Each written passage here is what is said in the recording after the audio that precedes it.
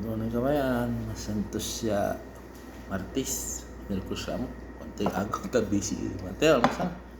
Wow. May nag-comment, sabi, nakakaawa ng kabayan, puros pawa ipit yung ulam mo. Ito yung totoong ulam kabayan. Ito yung gumagawa ng content ng hindi totoo. Kasi kwento natin, kwentong OFW. Makabi muna tayo. Yan na. Kopi, malapit na yung pizza Piliglon eh. Kalahati na lang yung kape natin kabayan. Abutin pa ng kwanto. Yan siya. Ulam ng kapitbahay. Ulam ng kapitbahay. Sardinas saka pichay. Iulam na lang tayo. Ito yung kabayan. Nag-comment si kabayan. Naawa daw.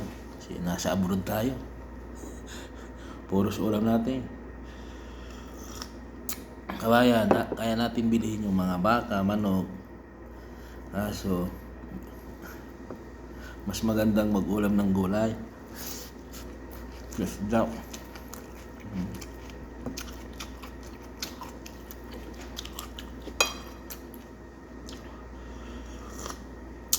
Yung iba nga, hindi na nagluluto.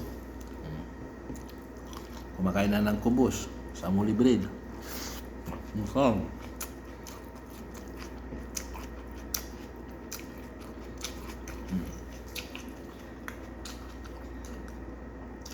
Mga nakaranas ng abroad, yun, alam nila ang buhay sa Saudi. Malit ang sahod. Minsan. Okay.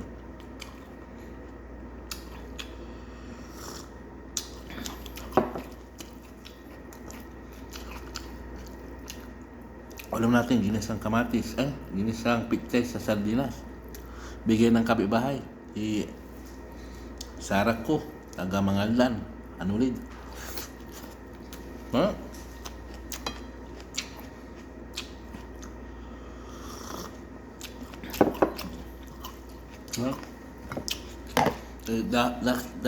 Kasi matrapik, yan yung panghapunan natin.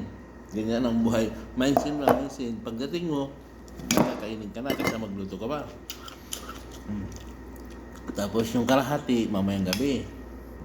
Mindset.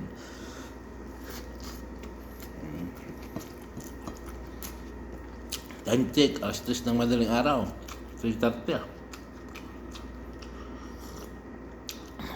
Kaya natin kumain ng hibi kaysa tinapay ka. Tingnan mo yung tubig na nakit natin araw-araw. 150 bucks. 100 bucks. Bye-bye.